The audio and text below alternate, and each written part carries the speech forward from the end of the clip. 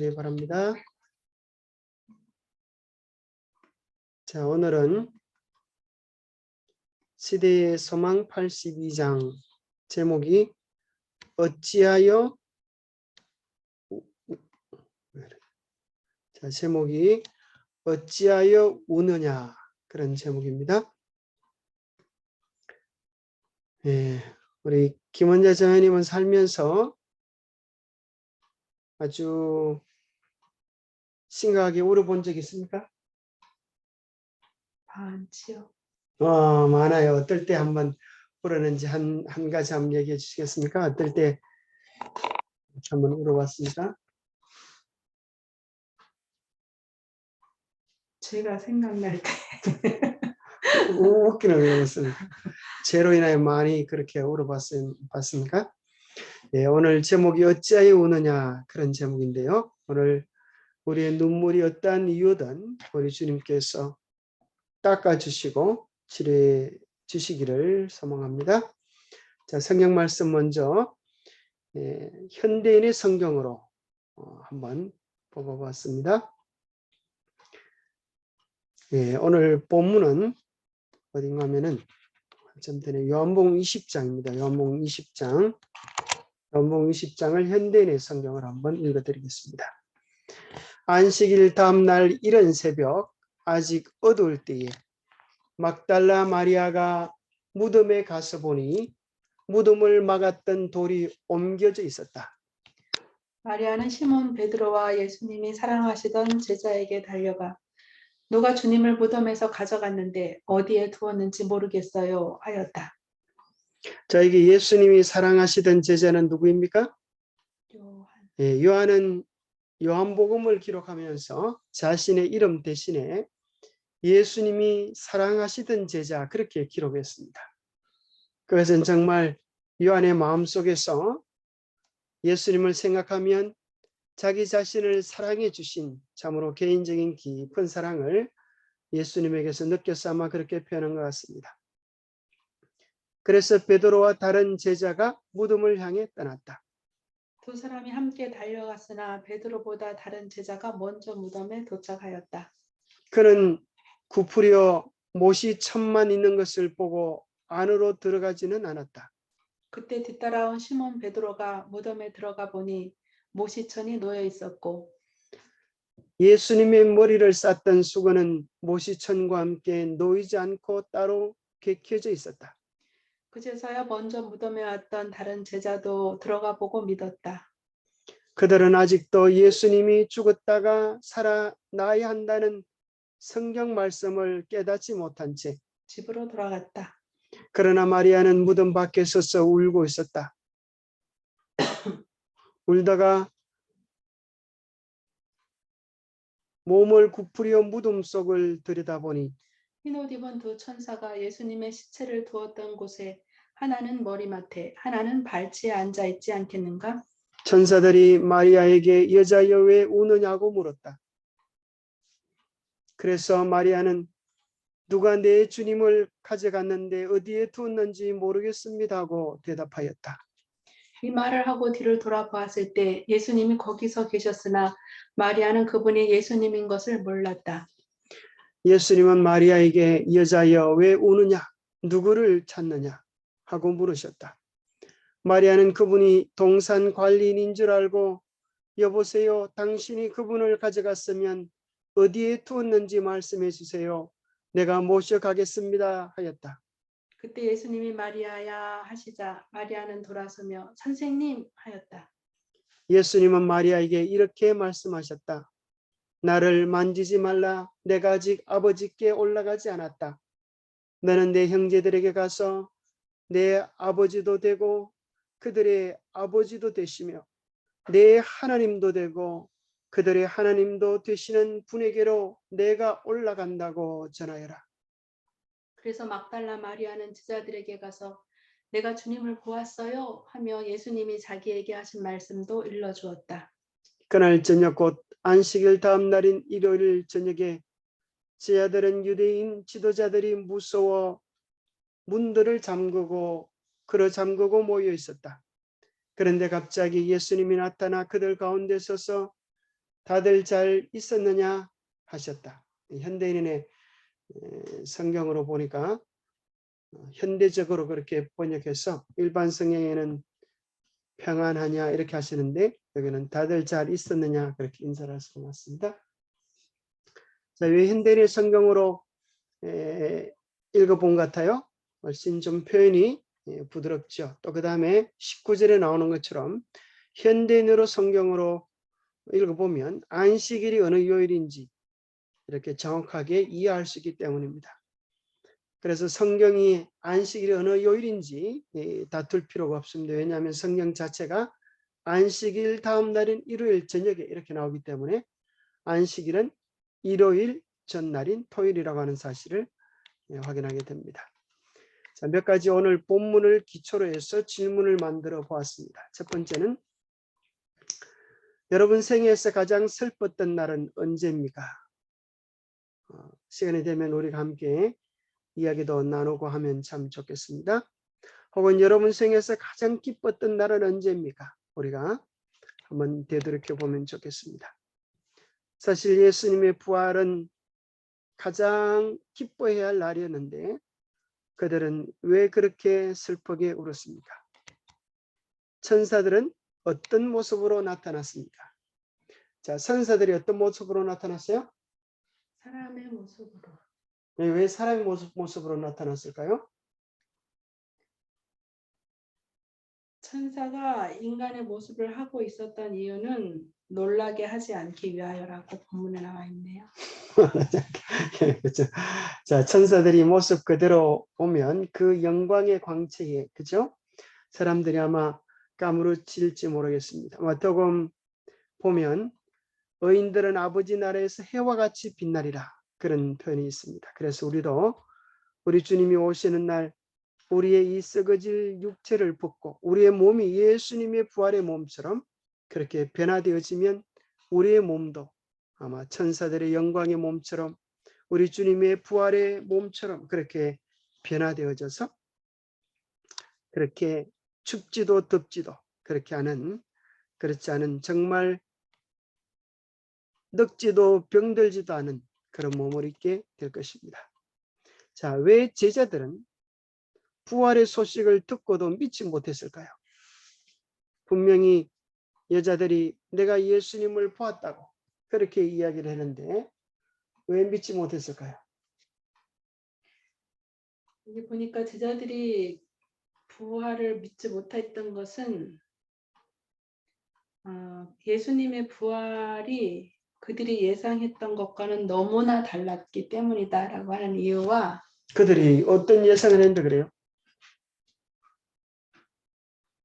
그건 잘 모르겠어요. 무슨 예상을 어떻게 예상했는지 모르겠는데 제자들이 예상했던 것과 너무나 달랐으므로 그것을 믿을 수 없었다. 그렇게 나와 있고 또 두 번째 이유는 사두개인들의 교리와 소위 과학적인 이론을 매우 많이 들어왔기 때문에 부활에 관하여 그들의 마음에 찍힌 인상은 모호하였다. 자, 그 예수님이 그들의 선생님이 예수님이셨는데 예수님이 제자들에게 부활이 무엇인지를 똑바로 안 가르쳐 주셨나요? 왜 제자들이 그걸 근데 몰랐어요? 제자들은 사실 나사로의 부활을 보았잖아요. 네, 나사렛 부활을 보았는데 왜 그렇게 믿지도 못했을까요? 근데 그 예수님이 십자가에 달려 들어가시는 그 모든 과정이 너무 그 슬픔이 너무 커가지고 그 부활에 대한 어떤 그 깊은 생각을 안 했던 게 아닐까요? 참 생각해 보면 제자들이 믿음이 없었던 것 같아요. 그렇죠? 예수님이 한두 번도 아니고 여러 번이나 심지어 예수님의 부활에 대해서는 제자들보다 누가 더 잘 믿었어요? 바로 그 제사장들이나 사두개인들, 바리새인들이 더 잘 믿고 예수님이 부활하지 못하도록 로마에게 부탁해서 병사들로 무덤을 지키기까지 그렇게 했습니다. 근데 정작 오히려 사람들보다 그들보다 더 예수님을 잘 믿고 부활을 고대하고 소식을 알려야 했던 제자들이 여인들이 예수님의 부활에 대한 소식을 전해 주었을 때 아마 안 믿었어요. 그죠? 못 믿었어요. 오늘 본문에 보면 왜 못 믿었는가 표현을 하면 너무 좋았어. 믿기에 너무 놀라웠어. 이렇게 너무 놀라운 그렇게 참 기별이었다 그랬어요. 근데 사실은 그들이 불신해서 그런 것 같아요. 불신해서. 그리고 또 그들은 아마 어쩌면 여자들이 소식을 전해서 안 믿을 수도 있는 것 같아요. 그 당시 법정에서 여자들의 말은 공신력이 없습니다. 근데 왜 예수님은 3번 다 여자들에게만 나타나셨을까요? 바로 그것이 예수님이 여자들을 아마 많이 좋아하신 것 같아요. 그래서 그 예수님의 부활을 논증하는 그 예수는 역사다라고 하는 책에 보면 바로 예수님의 부활이 역사적인 사실인 이유가 예수님이 여자들에게 나타나서 그것이 더 사실이다 그렇게 얘기합니다. 왜 그런가 하면 남자들에게 나타났다고 이야기할 때는 아마 거짓으로 허위로 왜 그런가 하면 신빙성 있는 증거를 만들기 위해서 그렇게 할 수도 있다고 생각했는데 여자들이 전했다고 하는 것은 그 당시 많은 사람들이 여자들의 말을 공식적으로 인정해주지 않은 그런 때에 그들의 말을 통하여 전했다고 하는 것은 결코 거짓이 아닌 진실을 담고 있는 증거다 이렇게 설명해 주기도 합니다. 자, 어떤 분은 또 여자들에게 복음을 먼저 전했던 이유들이 남자들보다는 또 여자들이 훨씬 더 말을 잘하기 때문이다 그렇게 얘기하는 분도 계시는데 더 간절했기 때문에 예수님께서 마리아에게 나타나는 게 간절했기 때문에 간절했기 때문에 자 그럼 남자들은 주로 제자들은 무슨 생각을 했을까요? 또 여자들은 뭘 좀 생각했을까요? 남자들과 여자들의 생각의 차이는 어떤 게 좀 있었을 것 같아요? 그러니까 남자들은 예수님을 따라다니면서 이제 뭔가 뭐 나라가 세워지고 뭐 이렇게 이제 자기들이 한 자리씩 하면서 이렇게 뭔가 눈에 보이는 하나님 나라가 실현되는 어떤 그런 것에 대한 계속 꿈을 꿔왔고 여인들은 그 예수님이 하시는 말씀이나 그분의 하시는 사업 속에서 네. 그분의 그 사랑을 이렇게 많이 느끼게 되었고 그래서 그 사랑이 결국 그 여인들의 마음을 사로잡은 게 아닐까 그런 차이가 아닐까요? 예, 그죠? 그런 것도 참 많이 있을 것 같아요. 남자들은 이 제자들은 이제 예수님이 돌아가셨다고 생각하고 이제 그들은 아마 이제 앞으로 이런 일들을 어떻게 수습해야 하나 참 그들의 장래에 대한 염려, 걱정들이 있을 것 같습니다. 그런데 이 여인들은 사랑하는 예수님에 대한 그리움들이 가득했던 것 같아요. 그래서 심지어 제자들은 다 도망쳤지만 여인들은 십자가까지 따라가고 또 장사 지내는 곳까지 따라가고 또 그들이 예수님이 이제 일요일 날 그 향품과 향유를 가지고 그죠? 예수님의 몸에 바르기 위해서 가지고 왔던 것은 아마 제자들보다 더 큰 애정과 또 예수님에 대한 사랑이 있지 않았나 그렇게 생각합니다. 우리 신앙도 마찬가지가 어쩌면 지식보다도 더 중요한 것은 예수님에 대한 개인적인 깊은 사랑을 우리가 느끼고 사는가 그렇지 않은가가 참 중요한 것 같습니다. 어떻게 우리의 큰 슬픔들이 위로를 얻을 수가 있을까요? 혹은 정말 부활이 우리의 신앙에 어떤 영향을 미치는가요? 정말 예수 그리스도의 부활을 믿는다고 하면 우리가 위로받지 못할 슬픔들이 없을 것 같습니다. 그리스도의 십자가 곁에 서 있던 여인들은 안식일이 지나기를 고대하고 있었습니다. 왜요? 그들이 이제 준비한 향품과 향유를 예수님의 몸에 발라드릴 생각으로 그들도 예수님의 부활을 믿었던 것은 아니었습니다. 사랑하는 예수님에 대한 그리움으로 그들은 이제 안식일이 지나고 또 일요일 날 그들이 예수님의 향품을 바를 수 있는 그날을 고대했습니다. 주일 중 첫날 미명에 해 뜨기 전에 그들은 구주의 몸에 바를 귀중한 향품을 가지고 무덤에 갔습니다.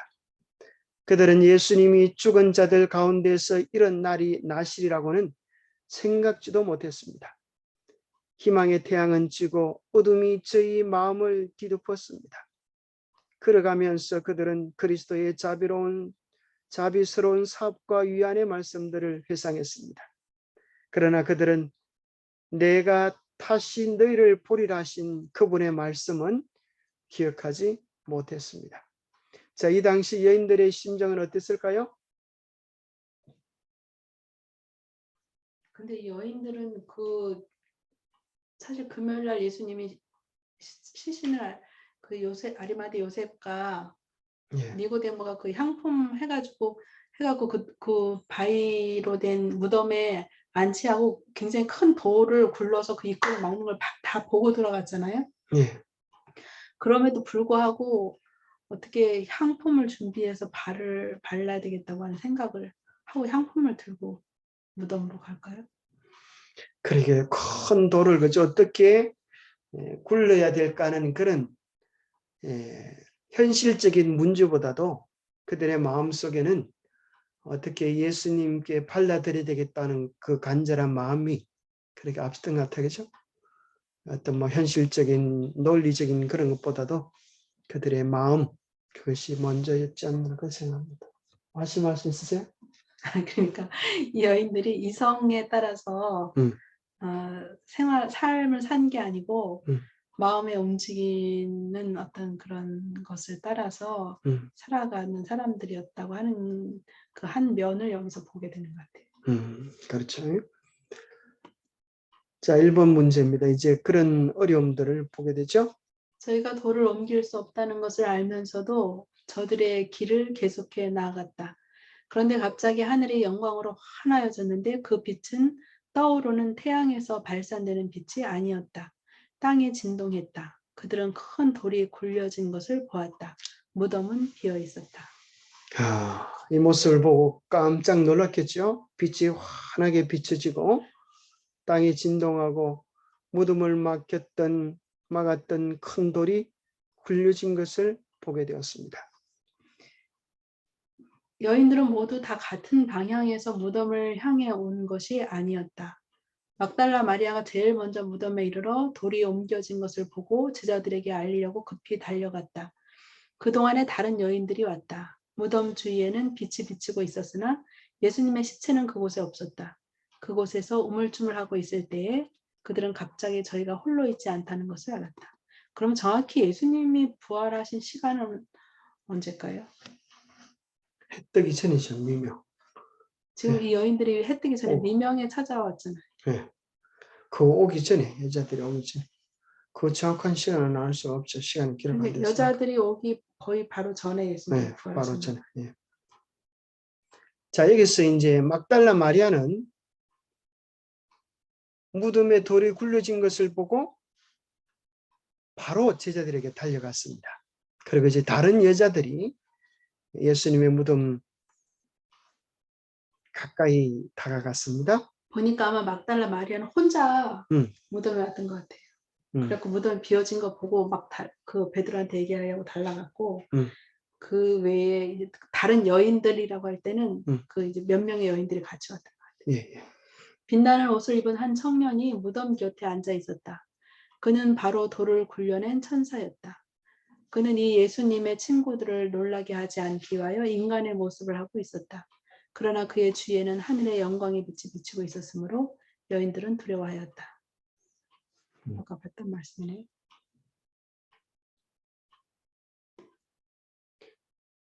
천사는 말했다.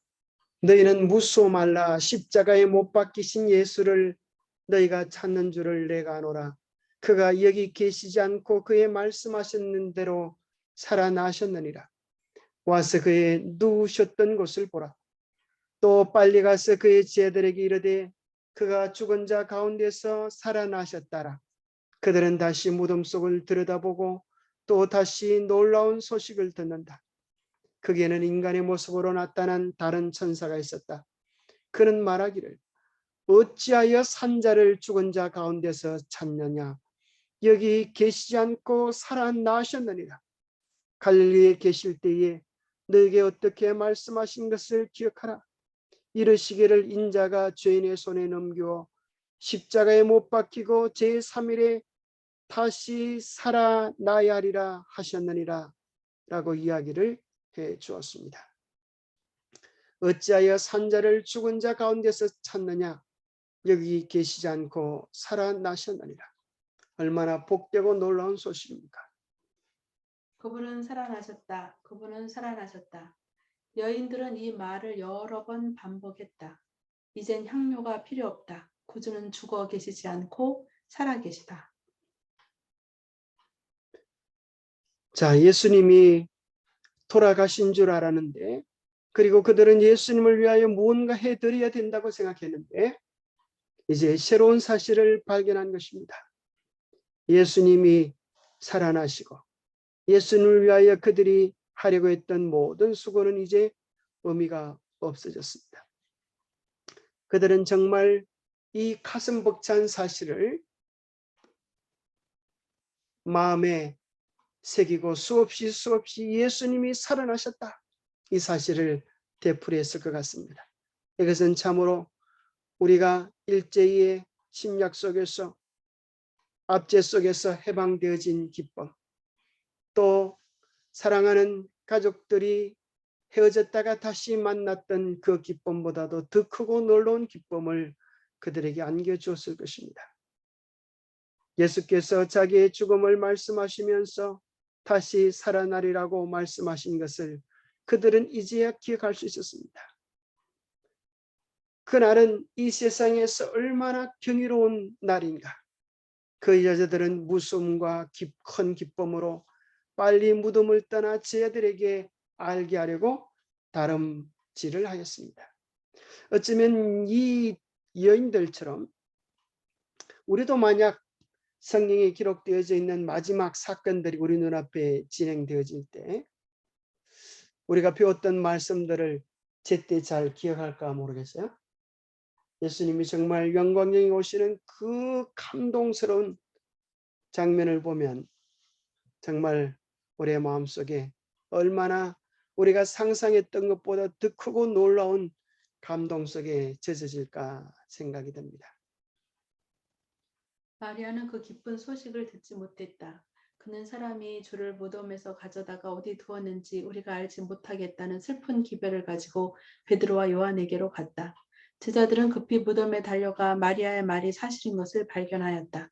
그들은 수의와 수건을 보았을 뿐 저희 주님을 찾지 못했다.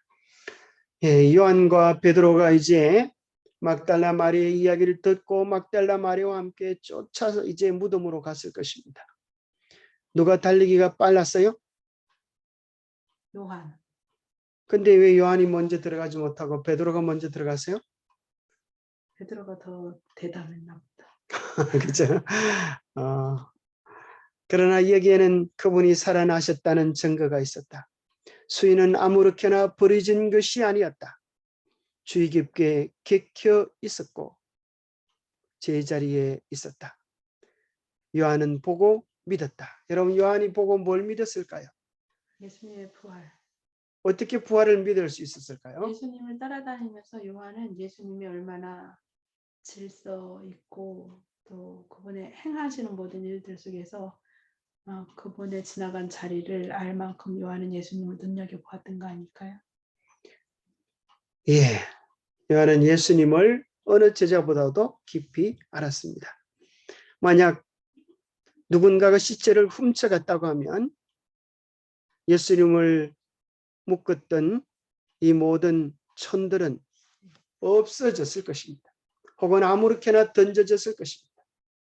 그러나 예수님의 감쌌던 이 모든 것들은 아무렇게나 버려진 것이 아니고 주의 깊게 객해져 있는 모습이 예수 그리스도의 성품을 나타냈습니다. 그는 그리스도께서 반드시 죽음에서 살아나실 것이라는 성경 말씀을 아직 온전히 깨닫지는 못했습니다. 그러나 이제 그분의 부활을 예언하신 구주의 말씀을 되새길 수 있었습니다. 이것을 각각 객혀서 제자리에 둔 것은 구주의 손이었다. 별과 원자를 한결같이 인도하시는 그분의 눈에는 중요하지 않은 것이 하나도 없었다. 질서와 완전은 그분의 모든 사업에서 찾아볼 수 있다. 자, 정말 참 놀라웠고 감탄스러운 말씀입니다. 하나님이 하신 모든 일들 속에는 하나님의 손길이 나타나 있습니다. 하나님의 손길의 특징이 뭐라고요? 질서와 완전. 예, 질서와 완전. 예, 피보나치 수열이라고 피보나치라고 하는 이탈리아 과학자가 하나님이 세상을 만드셨다고 하면 어떤 하나님의 손길이 있을 것이다 생각해 보니까 그것이 바로 피보나치 수열로 이 세상에 많은 세계들이 이루어져 있다고 하는 사실을 발견했습니다. 코스모스의 꽃잎이 개수가 몇 개지요? 8개. 그런 것처럼 1, 3, 5, 8 이런 식으로 숫자가 배열되는 것을 보고 경탄을 했습니다. 또 해바라기의 씨앗의 나선형의 구조, 솔방울의 뒷모습 이런 것들 정말 얼마나 오묘하고 신비롭습니까? 하나님께서 앵무조개의 그 나선형 모습 속에서도 그런 질서와 균형을 새겨 놓으셨습니다. 하나님 하신 모든 일들에는 가장 작은 것에서부터 가장 큰 것까지 질서와 조화와 아름다움이 있었습니다. 질서와 완전은 그분의 모든 사업에서 찾아볼 수 있다. 마리아는 요한과 베드로를 따라 무덤에 갔으며 그들이 예루살렘으로 돌아간 후에도 홀로 남아 있었다. 그가 빈 무덤을 들여다볼 때에 그의 마음은 슬픔으로 가득 찼다. 들여다보는 동안 그는 두 천사를 보았는데 하나는 예수님께서 누워 계시던 머리 쪽에 그리고 다른 하나는 발 쪽에 있었다. 예, 요한과 베드로는 돌아갔습니다. 이제 예루살렘으로 돌아가고 이제 이 막달라 마리아만 예수님에 대한 사무치는 그리움으로 남아서 살펴보았습니다. 여자여 어찌하여 우느냐? 천사들은 그에게 물었습니다. 마리아는 사람이 내 주를 가져다가 어디 두었는지 내가 알지 못합니다. 라고 대답했습니다. 그 다음에 그는 예수님의 시체가 어떻게 되었는지를 자기에게 말해줄 수 있는 사람을 찾아야겠다고 생각하면서 천사들로부터 돌아섰습니다. 그때 여자여 어찌하여 울며 누구를 찾느냐고 그녀에게 말을 거는 한 음성이 있었습니다. 마리아는 눈물이 있는 눈으로 그 사람의 모습을 보고 동산지기인 줄 알고 주여 당신이 옮겨갔거든 어디 두었는지 내게 이르소서 그리하면 내가 가져가리다라고 슬픔 가운데 이야기를 했습니다. 마리아의 마음은 이런 생각이 있었습니다. 만일 이 부자의 무덤이 예수님을 장사하기에는 너무 훌륭한 장소라고 생각되었다면 그녀는 스스로 예수님을 위하여 한 장소를 마련하고자 했다. 그는 한 무덤을 생각했는데 그것은 그리스도 자신의 음성으로 비게 만든 무덤이었는데 곧 나사로가 누웠던 무덤이었다. 예, 그녀는 자기 오라버니 나사로가 누웠던 비어있는 그 무덤에 예수님을 모셨으면 좋겠다. 그렇게 생각을 했습니다. 그녀가 그곳에서 주님을 장사할 곳을 찾을 수 있지는 않을까. 그녀는 십자가에 못 박히신 그리스도의 귀중한 시체를 보살피는 일이 슬픔에 쌓인 그녀에게 큰 위로가 되리라고 생각했습니다.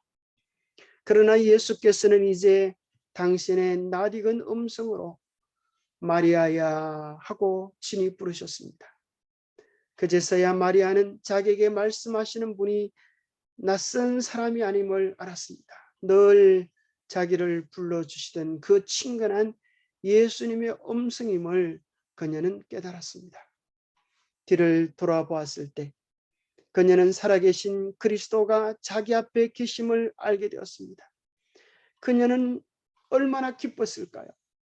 돌아가셨다고 생각했는데 이제는 다시 못 만날 것이라고 생각했는데 바로 그렇게 보고 싶었던 예수님이 서 계신 것입니다. 그녀는 너무 기뻐서 예수님께서 십자가에 못 박히셨던 것조차 잊어버렸습니다. 마리아는 마치 그분의 발을 안을 듯이 예수님께 달려가 라비어 하고 말했습니다. 그러나 그리스도께서는 손을 드시고 말씀하시기를 나를 만지지 말아라. 내가 아직 아버지께로 올라가지 못하였다 하셨습니다. 너는 내 형제들에게 가서 이르되 내가 내 아버지 곧 너희 아버지 내 하나님 곧 너희 하나님께로 올라간다라고 말씀하셨습니다. 예수님께서 왜 하나님께 올라가실까요? 하나님께 왜 올라가냐고요? 네.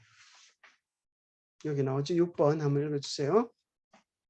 예수께서는 당신의 희생이 아버지께 간합되었다는 보증을 받기까지는 당신의 백성들이 드리는 경의를 받지 아니하셨다. 그분은 하늘 궁정에 올라가 하나님께로부터 사람들의 죄에 대한 당신의 속죄는 충분하였고 당신의 피로 모든 사람이 영생을 얻을 수 있다는 보증의 말씀을 친히 들으셨다. 아멘. 자, 예수님은 이제껏 모든 사역들을 아버지께 여쭙고 해왔던 것처럼 이제 구속의 사역, 십자가의 사역과 부활의 사역을 다 마치신 그분은 하늘 궁정에 올라가서 하나님께로부터 죄에 대한 주님의 속죄, 또 피로 인한 모든 사람이 영생을 얻을 수 있는 모든 최종적인 확정을 하나님 아버지께로부터 받은 것입니다.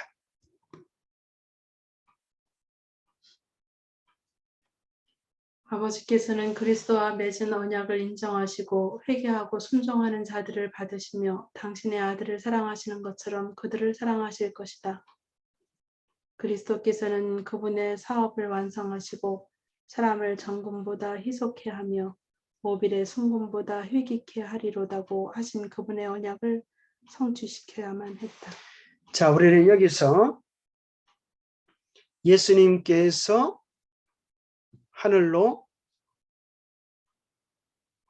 아버지께로 가지 않았다라고 하는 이 말씀 속에서 가야 된다고 하시는 말씀 속에서 우리는 뭘 발견하게 되는가 하면은 예수님께서 십자가의 강도에게 내가 나와 함께 낙원에 있으리라, 오늘 내가 나와 함께 낙원에 있으리라 하신 그 말씀이 바로 죽으면 천당 간다고 하는 것이 아니라고 하는 것을 확인할 수가 있습니다. 그리고 그 말씀은 오늘 내가 너에게 확정한다, 너의 구원을 보장해 준다라는 그런 내용이지 오늘 천국에 갔다고 하는 내용이 아님을 확인하게 됩니다. 하늘과 땅의 모든 권세가 생명의 임금에게 주어졌습니다. 그분은 당신의 권세와 영광을 나누어 주시려고 죄악 세상에 있는 당신의 제자들에게로 돌아오셨습니다. 그 주께서 하나님 앞에서 당신의 교회에게 줄 선물을 받고 계시는 동안 제자들은 그분의 빈 무덤을 생각하고 슬퍼서 울고 있었습니다. 온 하늘에는 기쁨의 날이었던 그날이 제자들에게는 불안과 혼란과 의혹의 날이었습니다. 자, 왜 가장 기뻤던 그날이 제자들에게는 가장 불안하고 어렵고 혼란스러운 그런 날이 되었습니까? 불신. 예, 불신이죠. 여인들의 증거를 불신하는 것은 저희 믿음이 얼마나 위축되었는지를 증거하는 것이다. 그리스도께서 부활하셨다는 소식은 저들이 예상하던 것과는 너무나 달랐으므로 그것을 믿을 수 없었다. 그것이 사실이라면 얼마나 좋을까라고 그들은 생각하였다. 그렇죠? 이거 보니까 얼마나 좋을까. 예수님이 정말 부활하셨다고 하면 얼마나 좋을까. 상상할 수 없는 기쁨이 사실은 그들을 위하여 준비되어 있었습니다. 그들은 불신 때문에 혼란과 갈등과 어려움 속에 있었습니다. 사실 우리가 아는 모든 혼란과 갈등과 어려움의 근본적인 원인은 불신입니다. 하나님께서 우리의 삶의 주인이라고 하는 사실을, 하나님께서 우리의 크고 작은 일들을 관여하신다고 하는 사실을 믿지 못할 때 우리는 자주 또 너무 쉽게 염려와 걱정과 혼란 속에 빠지게 될 것입니다. 그런데 사실 이런 경우가 많을 것입니다. 우리가 정말 깨닫기만 하다면, 바르게 깨닫기만 한다면 우리의 모든 어려움과 혼란들은 주님의 개입하심으로 기쁜 일들로 복음으로 변해버릴 것입니다. 7번 문제입니다. 그들은 사두개인들의 교리와 소위 과학적인 이론을 매우 많이 들어왔기 때문에 저희 마음의 부활에 관하여 그들의 마음에 찍힌 인상은 모호하였다. 그들은 죽음에서 부활하는 것이 무엇을 의미하는지를 거의 알지 못하고 있었다. 자, 그들의 생각과 사상들이 그 당시 많은 사람들이 믿고 있는 그런 것을 벗어날 수가 없었습니다. 그 당시 과학이라고 하는 그런 제한된 생각들이 그의 마음속에 예수님에 대한 말씀마저도 가두어 놓았던 것입니다. 그들은 예수님의 신문 받으시는 광경과 십자가에 못 박히시는 장면을 목격하였습니다. 그들은 제자들에게 하신 그분의 말씀을 들었습니다. 그것은 제자들에게 보낸 그들의 기별 속에 나타나 있었고 제자들에게 그 사실을 확신시켜야 했습니다. 이와 같은 말씀은 부활하신 주님의 사제들에게서만 올 수 있는 기별이었습니다. 천사들은 그의 제자들과 베드로에게 이르라고 말하였다. 그리스도께서 돌아가신 후에 베드로는 양심의 가책으로 위축되어 있었다. 주를 부인한 수치스러운 일과 구주의 사랑과 고민에 쌓인 시선이 항상 그의 앞에 어른거렸다. 어떤 제자들보다도 베드로는 가장 심한 고통을 겪었다. 그의 회개가 용납되고 그의 죄가 사함을 받았다는 보증이 그에게 주어졌다. 그들은 특별히 그의 이름을 들어가며 말했다. 예, 여기 보면 천사들이 그의 제자들에게 이르라 이렇게 얘기하지 않고 그의 제자들과 베드로에게 이르라. 예수님께서는 베드로의 마음속에 있는 고통과 아픔을 이해하셨습니다. 그래서 그를 그 절망 속에서 회복시켜 주기 위하여 이렇게 말씀하셨습니다. 그의 제자들과 베드로에게 이르기를 예수께서 너희보다 먼저 갈릴리로 가시나니 너희가 거기서 배우리라. 모든 제자들이 다 예수님을 버렸으나 그분을 만나기 위하여 가라는 부르심에는 또다시 저희 모두가 포함되었습니다. 예수께서는 그들을 버리지 않으셨습니다. 막달라 마리아는 자기가 주님을 보았다고 말하면서 그들에게 갈릴리에서 만나시겠다고 하신 초청을 반복해서 말했습니다. 세 번째 기별이 그들에게 보내졌습니다. 아버지께 다녀오신 후에 예수께서 다른 여자들에게 나타나셔서 평안하뇨 하시거늘 여자들이 나와 그 발을 붙잡고 경배하니 이에 예수께서 가라사대 무서워 말라 내 형제들에게 갈릴리로 가라 하라 거기서 나를 보리라 하시니라. 자, 세 번째 기별이 그들에게 주어졌습니다. 첫 번째 기별은 누구를 통해 전해졌어요?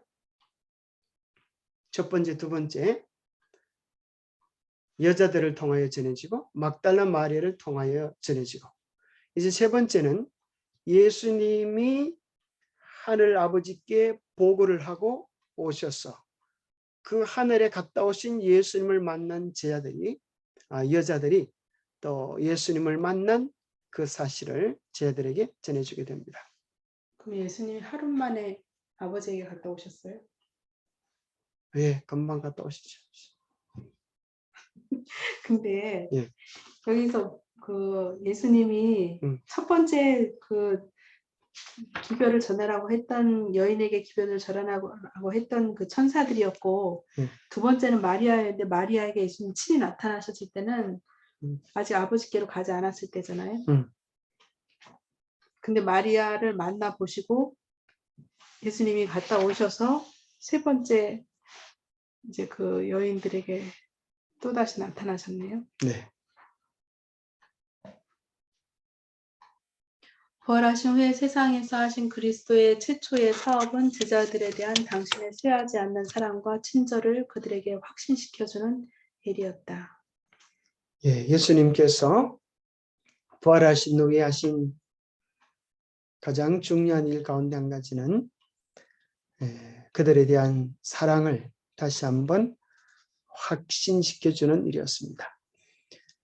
당신은 그들의 산 구주이시며 무덤의 속박을 깨뜨리셨으며 더 이상 죽음이란 원수가 당신을 붙잡아 둘 수 없다는 증거를 주기 위하여 그리고 그들의 사랑하는 선생님으로서 그들과 함께 계실 때 그들을 사랑하셨던 그 같은 사랑의 마음을 가지고 계시다는 것을 나타내기 위하여 예수님께서는 그들에게 여러 번 나타나셨습니다. 그분은 사랑의 줄로 그들을 더욱더 가까이 메고자 하셨습니다. 자, 이것이 참 중요한 것 같아요. 여러분 마음은 그분의 사랑의 줄에 묶여 있습니까? 사랑의 줄로 연결되어 있습니까? 예수님이 나를 정말 사랑하신다. 예수님이 내 삶의 크고 작은 일들에 깊이 관여하고 계신다. 그런 확신이 우리 가운데 있게 되기를 바랍니다.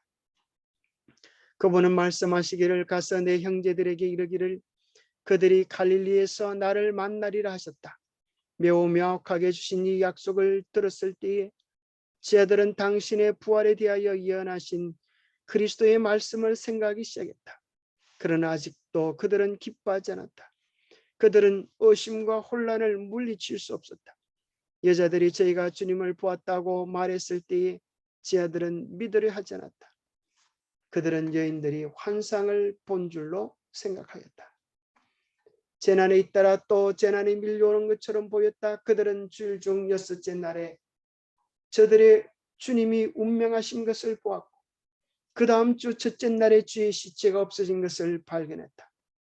그들은 백성들을 속이려고 그분의 시체를 도적질에 갔다는 비난을 받았다. 그들은 자기들에게 불리하게 퍼져나가는 거짓된 정언조차도 수습할 길이 없었다. 그들은 제사장들의 정오와 백성들의 분노를 두려워하였다. 자, 제자들은 훨씬 더 현실적이었던 것 같아요. 그죠? 예수님의 부활에 대하여 기뻐하고 즐거워하기보다 예수님의 시체가 없어졌다고 생각하고 오히려 그 당시 많은 사람들은 예수님의 제자들이 그 시체를 훔쳐갔다고 생각하면서 그들은 자기들이 훔쳐가지도 않았는데 어떻게 시체가 없어졌다고 하니 이 문제는 도대체 어떻게 된 것인가? 이 문제를 어떻게 수습할 것인가? 아주 복잡한 문제들로 정신이 없었을 것입니다. 그때에 참으로 그들은 어려움에 봉착할 때마다 그들을 도와주시던 예수님의 임재를 간절히 사모하게 되었습니다. 때때로 그들은 우리는 이 사람이 이스라엘을 구속할 자라고 바랐노라고 하는 말을 반복하였습니다. 외롭고 상심되어 그들은 푸른 나무에도 이같이 하거든 마른 나무에는 어떻게 되리요라고 하신 그분의 말씀을 기억했습니다. 그들의 사랑하는 선생님이 당하신 운명처럼 그들도 어느 때인가 그 같은 운명에 처하리라는 것을 알고 제자들은 다락방에 모여서 굳게 문을 잠궜습니다. 여기 푸른 나무는 그리스도를 상징하고 마른 나무는 제자들을 상징하는 표현이었습니다. 그들이 믿고 의지하는 예수님이 이렇게 돌아가셨다고 하면 이제 그분의 제자들을 위하여는 또 어떤 운명이 준비되어 있을까? 그들의 마음은 큰 근심과 염려 속에 있었습니다. 그러나 저희가 구주께서 부활하신 사실을 알았더라면, 믿었더라면 그 모든 절망의 시간 동안 그들은 오히려 절망하거나 슬퍼하지 않고 기뻐할 수 있었을 것입니다. 마리아는 동산에서 예수님이 자기 곁에 계신데도 울고 서 있었습니다. 그녀의 눈은 눈물에 가리워 예수님을 분별하지 못했습니다. 우리도 슬픔이 우리의 앞을 가릴 때 주님을 바로 보지 못할 때가 있습니다. 우리는 언제나 믿음의 눈이 열려서 주님의 뜻과 계획들을 바로 볼 수 있도록 주님을 향한 우리의 눈을 늘 믿음으로 씻고 정결케 해야 되겠습니다. 9번입니다. 한번 읽어주세요. 얼마나 많은 사람들에게 어찌하여 울며 누구를 찾느냐고 하신 구주의 말씀에 해당이 되고 있는가. 그분은 저희 곁에 가까이 계시나 눈물로 흐려진 그들의 눈이 그분을 분별하지 못한다. 그분이 그들에게 말씀하고 계시나 저희는 그것을 깨닫지 못한다. 예, 오늘 이 말씀은 바로 우리를 위하여 하고 계시는 말씀입니다. 예수님의 제자들이 예수님의 부활을 깨닫지 못하고 절망했던 것처럼 오늘 우리는 우리 곁에 가까이 계신 성령을 통하여 우리 안에 계신 그분의 임재를 깨닫지 못하고 마치 하나님이 계시지 않는 것처럼 절망과 염려와 걱정 속에 살아가고 있는 사람들을 향하여 이렇게 말씀하고 계십니다. 성경에 참새 시리즈가 나오는데 기억하십니까? 성경에 나오는 참새 시리즈? 한번 얘기해 보세요. 참새 두 마리가 하늘을 날아가다가 이렇게 이야기합니다. 저 밑에 있는 아저씨 좀 봐. 저분은 우리처럼 하늘에 계신 아버지가 없는 사람인가 봐. 우리는 하늘에 아버지가 계셔서 곳간에 양식이 없어도 걱정하지 않는데 저분은 저렇게 걱정하는 것을 보니까 하나님이 아버지가 계시지 않는가 봐. 그렇게 얘기하는 것이 참새 시리즈입니다. 그래서 예수님께서 말씀하죠. 하늘에 있는 새들도 눈을 들어 새들을 보라. 하늘에 있는 새들도 너희를 하나님께서 돌보시거늘 하물며 너희일까 보냐. 오늘 우리의 예수님이 살아계시고 예수님께서 우리를 친히 돌보신다고 하는 사실을 믿는다면 우리의 모든 걱정과 염려들은 이제 사라지게 될 것입니다. 그분은 저희 곁에 가까이 계시나 눈물로 흐려진 저들의 눈이 그분을 분별하지 못한다. 그분이 그들에게 말씀하고 계시나 저희는 그것을 깨닫지 못한다. 아, 숙인 머리가 들려지고 눈이 열려 그분을 볼 수 있다면, 그리고 귀가 열려 빨리 가서 그의 제자들에게 이르러 그가 살아나셨다고 하라는 그분의 음성을 분간할 수 있었다면 얼마나 좋을까. 그들에게 큰 돌로 맞고 로마의 인으로 임봉한 요셉의 새 무덤을 들여다보지 말도록 명하라. 그리스도는 거기 계시지 아니한다. 빈 무덤을 바라보지 말라. 희망도 없고 도움도 받을 수 없는 자처럼 슬퍼하지 말라. 예수께서는 살아계신다. 그분이 살아계시는 까닭에 우리도 역시 살 것이다. 오늘 우리에게 있어서 정말 중요한 신앙의 경험은 살아계신 예수님을 우리의 삶 속에서 경험하는 것입니다. 감사하는 마음과 거룩한 불로 정결케 된 입술로 그리스도께서 살아나셨다는 노래를 즐거이 부르라. 그분은 살아계셔서 우리를 위하여 간구하신다. 이 소망을 굳게 붙잡으라.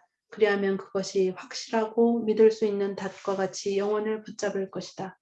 믿으라. 그리하면 그대는 하나님의 영광을 보리라. 여러분 다 같이 한번 따라해 봅시다. 믿어라.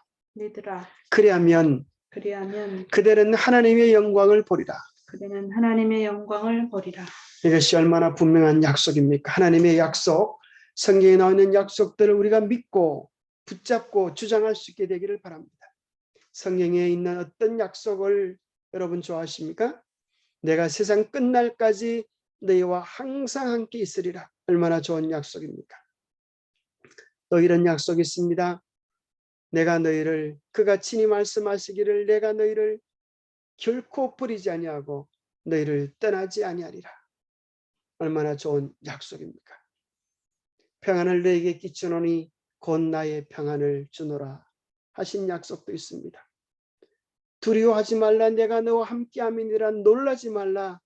나는 내 하나님이 됨이니라 하신 수많은 하늘의 약속들을 붙잡고 오늘 그 약속들을 우리의 것으로 주장할 수 있게 되기를 바랍니다. 머지않아 우리 주님께서 영광 중에 오실 그날, 우리도 이 제자들처럼 믿지 못했던 그런 경험을 하게 되지 않을까 생각합니다. 너무 좋아서 믿지 못할 그날이 우리의 미래가 될 것입니다. 이 어려움 속에도 하나님의 약속을 붙잡고 승리하면서 또 매일 운동도 열심히 하면서 믿음 가운데서 승리자들이 되시기 바랍니다. 잠깐 기도하겠습니다. 하나님 아버지, 참으로 우리에게 놀라운 소망을 주셔서 감사합니다. 우리도 제자들처럼 들려지는 소식, 또 우리 주님께서 주신 약속들을 믿지 못할 때가 많습니다. 제자들이 친히 눈으로 보고 손으로 만질 때야 믿게 되었던 것처럼 우리의 연약함들을 주님 불쌍히 해주시고 우리가 믿을 수 있는 수준으로 내려오셔서 무지한 우리들을 깨워주시고 도와주심을 인하여 감사합니다. 오늘 우리의 삶 속에 우리의 처지와 형편 속에 말할 수 없는 슬픔의 눈물들이 흘러내릴 때에 언제나 우리의 눈물을 넉넉히 닦아주실 수 있는 위로와 소망 되시는 주님을 바라보게 하여 주시옵소서. 모든 눈물을 닦아주실 주님, 다시는 슬픔이 없고 곡하는 것이 없고 이전 것이 다 지나갔다고 말씀하실 주님의 약속을 기다립니다. 그 약속을 품고 오늘 우리의 삶에 경험하는 어려움과 시련들을 이겨내게 하시고 슬픔이 변하여 기쁨이 되는 귀한 약속, 귀한 축복을 우리의 삶에서 경험하게 도와주시옵소서.